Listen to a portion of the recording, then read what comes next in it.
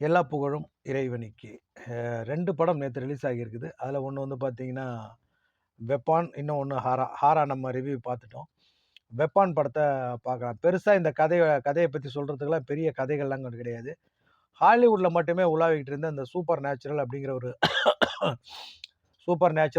ஒரு பவர் வந்துட்டு பார்த்தீங்கன்னா, பாலிவுட்ல வந்துருச்சு. ராவன், கிரிஷ் மாதிரியான படங்கள் அவங்க பண்ணாங்க.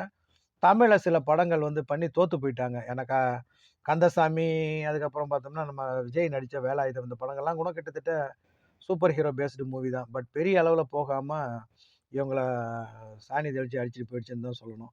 ஸோ ரொம்ப நாளைக்கு பிறகு அந்த மாரி ஒரு கன்டென்ட்ட வந்து பார்த்தீங்கன்னா, குகன் அ இந்த படத்த வந்துட்டு குகன் சென்னியப்பன்னு நெனைக்கிறேன். இவரு பேர சொல்றதுல எனக்கு பெரிய பிரச்சனையா இருக்கு. மனசுல பதியவே மாட்டேங்குது இவரு பேரு. குகன் சென்னியப்பன். அ இவரு வந்துட்டு பார்த்தீங்கன்னா, அந்த படத்த குடுத்துருக்கிறாரு.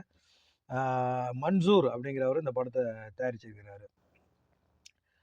இந்த படத்துல வந்து கதை அப்படின்னு சொல்லி பார்த்தோம்னா, கதை வந்து பெருசா சொல்ற அளவுக்கு கதை இல்ல. ஒரு சூப்பர் நேச்சுரல் ஸ்டோரி தான்.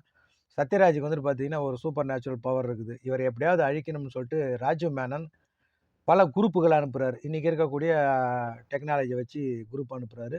இவர்கிட்ட வந்து பார்த்தீங்கன்னா, ஒரு எக்ஸ்ட்ரார்டினரியான பவர் இருக்கு. சத்யராஜோட என்ட்ரியே வந்து பார்த்தீங்கன்னா, எக்ஸ்ட்ரார்டினரியான என்ட்ரி. எனக்கு சத்யராஜ் ரொம்ப பிடிக்கும் எனக்கு. நான் சத்யராஜோட மிகப்பெரிய ஃபேன். சத்யராஜ், மணிவண்ணனுடைய காம்போல வந்து பார்த்தீங்கன்னா, இன்னைய வரைக்கும் பல படங்கள வந்துட்டு நான் பார்த்துட்டு இருக்கிறேன். அந்த அளவுக்கு எனக்கு சத்யராஜ் ரொம்ப பிடிக்கும். சத்யராஜ், கவுண்டமணி, மணிவண்ணன் அப்படிங்கிற காம்போ. சத்யராஜ், மணிவண்ணன், சத்யராஜ், கவுண்டமணி, சுந்தர்ராஜன், சத்யராஜ், கவுண்டமணி, பி. வாசு அப்படின்னு சொல்லி பிரிச்சு, பிரிச்சு அலசக்கூடிய அளவுக்கு வந்துட்டு பார்த்தீங்கன்னா, நமக்கு சத்யராஜ ரொம்ப பிடிக்கும். அந்த அளவுக்கு எனக்கு சத்யராஜ் மேல ஒரு அபிப்பிராயம் உண்டு. அதையும் தாண்டி நேர்மையா சொல்லணும் அப்படின்னா, இந்த படம் நல்லா இருக்குது. சத்யராஜுடைய ஓப்பனிங்கே வந்து பார்த்தீங்கன்னா, அடிச்சு பட்டைய கிளப்பியிருப்பாரு. அவருடைய அந்த பெர்ஃபார்மன்ஸ் வந்துட்டு பார்த்தீங்கன்னா, செம்மையா இருக்கு. அதோட லுக்கும் வந்து பார்த்தீங்கன்னா, சூப்பரா குடுத்துருக்காங்க. அவருக்கு அமைஞ்ச விக்கு அண்டு ஆ ஆஃப்டர் ஷேவ் லைட்டா தாடி வச்சுக்கிட்டு, சூப்பரா இருக்குன்னு சொல்லலாம். நல்ல பாசம். ஒரு சீன் உதாரணத்துக்கு சொல்லணும்னா,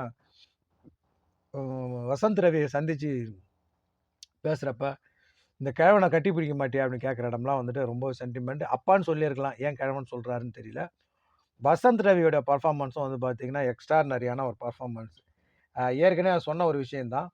சிபி ரவிய கூட கொண்டுகிட்டு வந்து மகனா நடிக்க வச்சிருந்தா கூட, இந்த அளவுக்கு அப்பா, மகன் அந்த ரிலேஷன்ஷிப் வந்துட்டு, அந்த லுக் லைக் வந்துட்டு ஒத்து போயிருக்குமா அப்படிங்கிறது தெரிய வரல. பட் வசந்த் ரவி வந்து பார்த்தீங்கன்னா, எக்ஸ்ட்ரார்டினரியான பெர்ஃபெக்ட்டா பொருந்தக்கூடிய ஜாடிக்கேத்த மூடி அப்படின்னே சொல்லலாம்.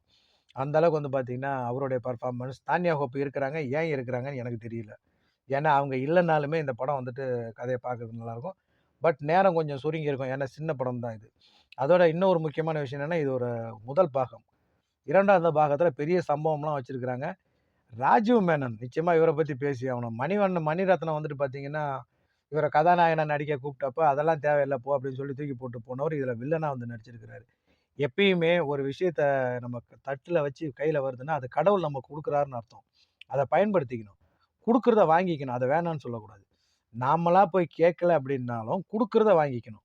ஸோ அந்த பழக்கத்த கொண்டுகிட்டு வர்றது எல்லாருக்குமே நல்லது. எனக்கு நல்லது. ஏன்னா என்கிட்டயும் அந்த பழக்கம் கிடையாது.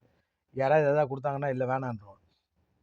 ஸோ அந்த மாரி இவருக்கு கதாநாயகன் வாய்ப்பு மணிரத்னம் குடுத்தப்ப, ரோஜா படத்துல ஒரு ஹீரோவா நடிக்க வேண்டியது. அத தொடர்ந்து கூட பல படங்கள் வந்துச்சு அப்டின்னாங்க. இவரு தான் வந்துட்டு மின்சார கனவுங்கிற ஒரு எக்ஸ்ட்ரார்டினரியான படத்த குடுத்தவரு. கண்டு கொண்டேன் படத்துல இவரு மேல புகார் குடுத்து இயக்குனரா தமிழ்ல படம் பண்ணக்கூடாது அப்டின்னு ரெக்கார்ட் போட்டாங்க இவருக்கு. அதுக்கப்புறம் ரொம்ப நாளைக்கு பிறகு இப்ப ஜிவி பிரகாஷ வச்சு ஒரு படம் பண்ணாரு.